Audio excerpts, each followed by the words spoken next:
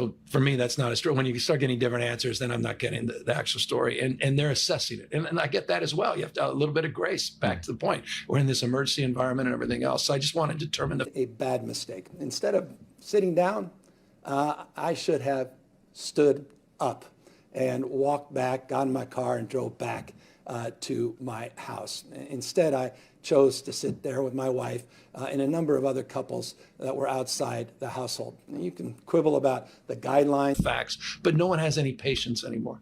In this weaponized, back to the grievance of Trump, everyone else, people, there's immediacy.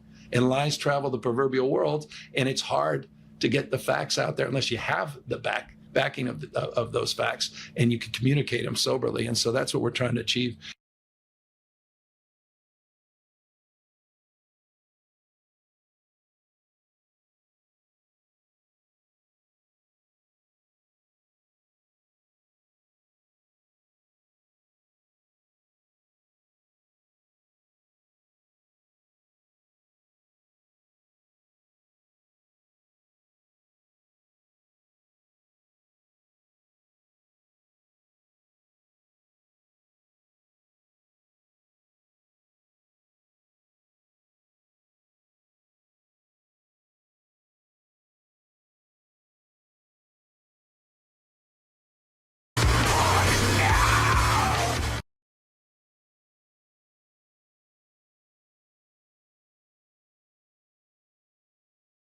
Hello, I'm Riverside County Sheriff Chad Bianco.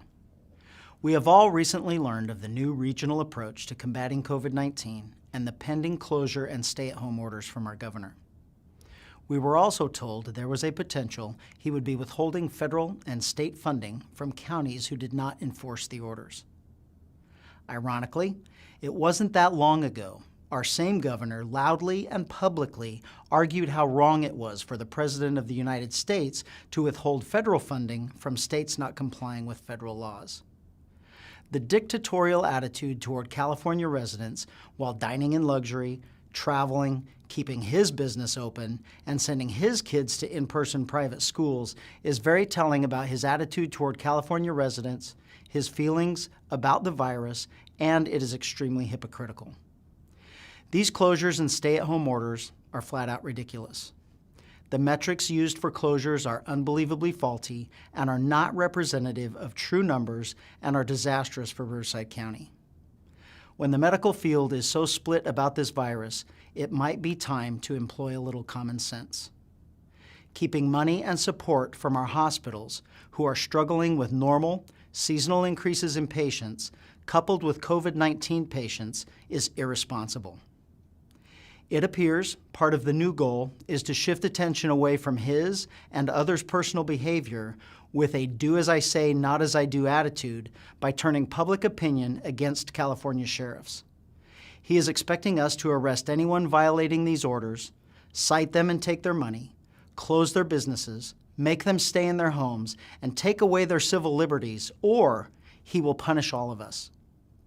I believe that all jobs are essential to someone. Leaders do not threaten, attempt to intimidate, or cause fear. Bullies do.